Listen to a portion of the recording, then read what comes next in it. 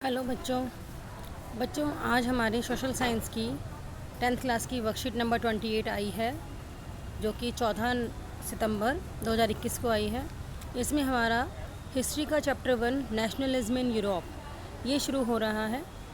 और अब मैं नेशनलिज्म इन यूरोप शुरू करूँगी। नेशनलिज्म का मतलब क्या होता है? आप हिंदी में देखें तो इसका मतलब होता है राष्ट्रवाद। लेकिन राष्ट्रवाद क्या है? राष्ट्रवाद का मीनिंग क्लियर होना चाहिए हमें, तभी हम पढ़ पाएंगे क्योंकि आगे हम भारत में राष्ट्रवाद भी पढ़ेंगे, नेशनलिज्म इन इंडिया। तो हमें राष्ट्रवाद का मतलब पता होना चाहिए। राष्ट्रवाद का मतलब होता है अपने देश के प्रति सम्मान की भावना, या ये कहा जाए एक बनने की भावना, अपनत्व की भावना, कि हम अपने देश से जब प्यार करते हैं तो वो एक जो प्यार है हमारे दिल में, हमारे देश के लिए जो इज्जत है, वो है नेशनलिज्म। ठीक है। अब जब जो देश गुलाम थे, है ना, उन्होंने अपने देश को एक तरीके से आज़ाद कराने के लिए जो संघर्ष किया, वो आज़ाद कराने के लिए संघर्ष क्यों किया? क्योंकि वो उसका सम्मान करते हैं, वो अपने देश से प्रेम करते हैं। तो जो ये फीलिंग है ना कि अपनी चीज़ को दूसरों से आज़ाद करवाना और अपने तरीके से उसे चलाना, अच्छे के लिए चलाना, सबका ध्यान रखते हुए चलाना, ये राष्ट्रवाद है। ठीक है जी। तो नेशनलिज्म का मीनिंग समझ में आ गया होगा। लव फॉर योर कंट्री, है ना, रिस्पेक्ट फॉर योर कंट्री, ये सब हमारा राष्ट्रवाद के अंदर ही आता है। तो हम शुरू करते हैं नेशनलिज्म इन यूरोप। इस चैप्टर में जो है वो यूरोप के बारे में बात हो रही है। तो इस चैप्टर की शुरुआत जो हो रही है, हम इस वाले कॉलम से करेंगे पहले। The idea of nationalism by Frederic Sorrieu. जो फ्रेडरिक सोरियो थे, एक बहुत बड़े चित्रकार थे। ठीक है। तो उन्होंने अपनी पेंटिंग्स बनाई थी और उन्होंने उसमें राष्ट्रवाद के लिए क्या आइडिया दिया था, उनके अकॉर्डिंग क्या आइडिया था वो देखेंगे। तो जो इन्होंने पेंटिंग बनाई थी, ये पेंटिंग ये वाली है ऊपर जो बनी हुई है, ये वाली पेंटिंग जो है ये फ्रेडरिक सोरियो द्वारा बनाई गई है। Frederick Sorio 1848, Frederick Sorio a French artist prepare a series of prints visualising his dream of a world made up of democratic and social Republic. उन्होंने कई सारी पेंटिंग बनाई जिनमें उन्होंने पूरी दुनिया को डेमोक्रेटिक और सोशल रिपब्लिक के रूप में दिखाया। कहने का मतलब लोकतंत्र दिखाया कि कोई भी राजा नहीं है, जनता द्वारा नेता चुने जा रहे हैं और वही शासन कर रहे हैं। ठीक है। एज ही कॉल्ड देम, इन्होंने अपनी पेंटिंग्स को डेमोक्रेटिक एंड सोशल रिपब्लिक से कहा था। The first print show the people of Europe and America, man and women of all ages and social classes marching in a long train. यहाँ पर अगर हम देखें इसको, तो जो ये है, यहाँ पे देखेंगे कि ये जो मैन वुमेन है, सारे के सारे कितनी लंबी जो ये लाइन है उसमें चले जा रहे हैं। लाइन दिखाई गई है सारी की सारी, ये यहाँ से आ रही है। ठीक है ना। तो यहाँ बताया गया कि एक लॉन्ग ट्रेन में, यानी कि एक लंबी लाइन बनी हुई है आदमी और औरत की, जिनमें कोई क्लास का कोई वो नहीं है, भेदभाव नहीं है। आदमी और औरत अमेरिका के हैं, ये अमेरिका और यूरोप के सभी एज ग्रुप के इसमें आ रहे हैं। And offering homage to the Statue of Liberty as they pass by it. और जब वो इस लिबर्टी के स्टैचू के पास से गुजर रहे हैं, जो ये वाला स्टैचू है, that is the liberty of statute of liberty, जब लोग इसके पास से गुजर रहे हैं तब वो उसे होमेज दे रहे हैं, यानी श्रद्धांजलि दे रहे हैं, उसके प्रति सम्मान अर्पित कर रहे हैं। इसका मतलब ये लोग लोकतंत्र चाहते हैं। ठीक है। The statue bear the torch of enlightenment in one hand and the charter of the right of man in the other. इस स्टैचू के एक हाथ में टॉर्च है, मशाल है, जो कि दिखा रहा है कि हम अब आगे बढ़ रहे हैं और हमें कोई भी अब बांध के नहीं रख सकता, हम स्वतंत्र हैं। और दूसरी तरफ उनके हाथ में जो पेपर हैं उसमें लिखा है कि उसमें ये है कि वो पेपर इस बात का प्रतीक है कि लोगों के पास क्या क्या अधिकार हैं, राइट्स दिखा रहे हैं।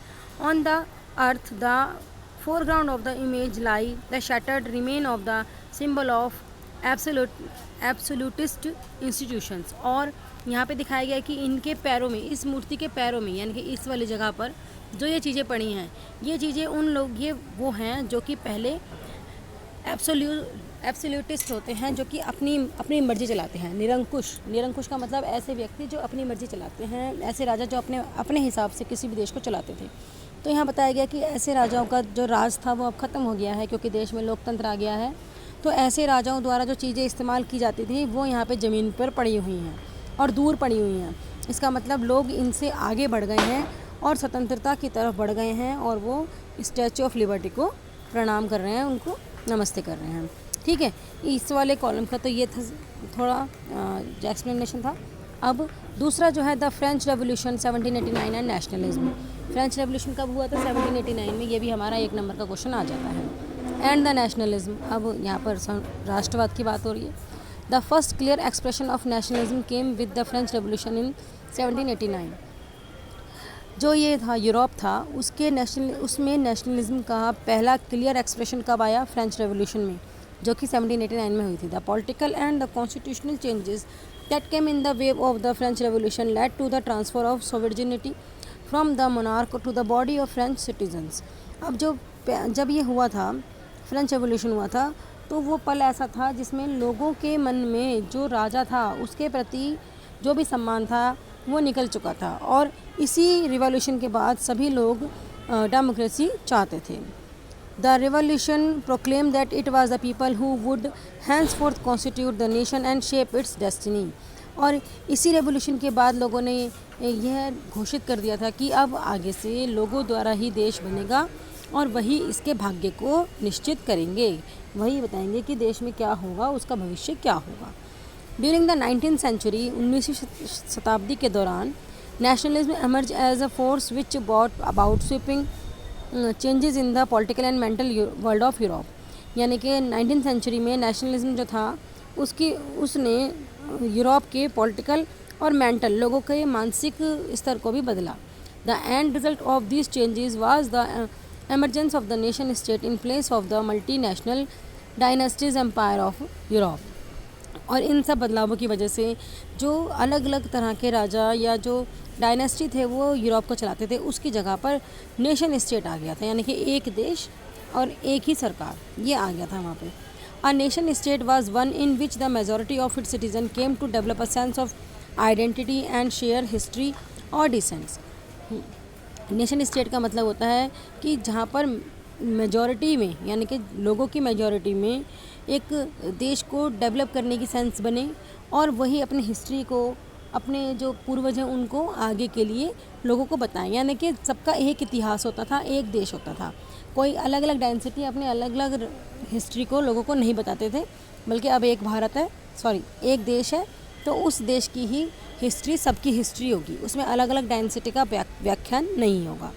ठीक है, अब जो अगला है हमारा, इसमें है reason for the rise of nationalism in Europe. Europe में नेशनलिज्म आने के क्या रीज़न थे? पहला तो यही आ गया एब्सोल्यूटिज्म, यानी कि एब्सोल्यूटिज्म का मतलब हो गया निरंकुशवाद, क्योंकि लोग जो राजा थे उनका शासन इतना ज़्यादा बढ़ रहा था जिसकी वजह से लोग बहुत परेशान हो रहे थे, तो उनकी मनमर्जी को हटाने के लिए नेशनलिज्म आया यूरोप में, यानी कि यूरोप के लोगों को राष्ट्रवाद की भावना का महसूस हुआ। स्प्रेड ऑफ लिबरल आइडियाज़, जो उदारवाद थे या जो राष्ट्रवाद थे उनके आइडियाज़ बहुत ज़्यादा फैल गए थे और लोग इनके आइडियाज़ से बहुत ज़्यादा खुश थे, इसलिए भी वो नेशनलिज्म की तरफ बढ़े। तीसरा है slogan of liberty, equality and fraternity. अब जो नेता थे जो चाहते थे कि हाँ देश में नेशनलिज्म हो, यानी कि राष्ट्रवाद की भावना आए, जो यूरोप है वो आज़ाद हो, तो उन्होंने स्लोगन लिखे लिबर्टी पर, इक्वलिटी पर, फ्रेटर्निटी बंधुत्व पर, यानी कि मिलजुल कर रहने पर। तो इन सब जब ये बातें लोगों को कहानियों में, कविताओं में, अखबारों में, हर जगह सुनने को मिली स्लोगन्स में, तो ऐसे में बदलाव आना ही था। कोई कहीं ना कहीं वो लोग एक दूसरे को उकसा रहे थे कि हाँ हमें अपने देश को आज़ाद कराना है। नेक्स्ट और लास्ट पॉइंट है role of education, educated middle class. जब लोग जो होते हैं वो पढ़े लिखे होते हैं या जो एजुकेटेड हो जाते हैं तो वो किसी के अंडर रहकर काम नहीं करना चाहते, या वो ये नहीं चाहते कि कोई उन पर हुकूमत करे, लेकिन एब्सोल्यूटिज्म में यही होता था। तो इससे भी छुटकारा पाने के लिए लोग जो थे वो नेशनलिज्म के प्रति आगे बढ़े, या जो नेशनलिज्म का राइज हुआ वो इस वजह से हुआ। ठीक है, इस वर्कशीट के जो क्वेश्चन आंसर है वो हम देख लेते हैं। The first clear expression of nationalism came with the French revolution in 1789। अब वह कह रहे 1789 में पहली बार क्लियर एक्सप्रेशन आया नेशनलिज्म का यूरोप में। आप इस लाइन को एक्सप्लेन कीजिए। तो इस लाइन को एक्सप्लेन हम इस वाले पैराग्राफ से कर सकते हैं। ठीक है, मैंने पढ़ा दिया है, कोई डाउट हो तो क्लियर कर लेना। नेक्स्ट, व्हाट इज़ एब्सोल्यूटिज्म, क्या है? तो एब्सोल्यूटिज्म होता है कि जिसमें कि एक ही व्यक्ति पूरे देश पर शासन चला रहा है, निरंकुश, जिसको कोई रोकने वाला ना हो, निरंकुश शासन का मतलब जिसको कोई रोकने वाला ना हो, जो अपनी मर्जी से देश को चला रहा हो। Why do it's remain lie shattered on the ground, what does it signify. अब जो ये ऊपर जो ये वो बनी हुई है, पिक्चर बनी हुई है, इसमें एब्सोल्यूटिज्म के जो रिमेन्स हैं, ये जो यहाँ पर पड़े हुए हैं, मैंने बताया था, ये क्या शो कर रहे हैं, ये यही शो कर रहे हैं कि अब यूरोप में एब्सोल्यूटिज्म नहीं बचा है और अब वहाँ पर डेमोक्रेसी आ गई है। ठीक है। Mention the nature of European nationalism in the 19th century. 19th century में वहाँ का मतलब कि नेचर कैसा था नेशनलिज्म का यूरोप में, तो वो हम इस वाले पैराग्राफ से बता सकते हैं। क्लियर कर दिया है मैंने। नेक्स्ट और लास्ट क्वेश्चन है, identify the important feature of print prepared by the Frederic रॉस्यू। फ्रेडरिक सॉरियो ने जो प्रिंट्स बनाए थे उसके क्या फीचर्स थे, तो उसके फीचर्स यही थे। इसमें इन्होंने डेमोक्रेटिक और सोशल रिपब्लिक शो किया था। इन्होंने शो किया था कि जो लोग हैं वो डेमोक्रेसी की तरफ बढ़ रहे हैं, वो डेमोक्रेसी जो स्टैचू ऑफ लिबर्टी है उसको होमेज दे रहे हैं।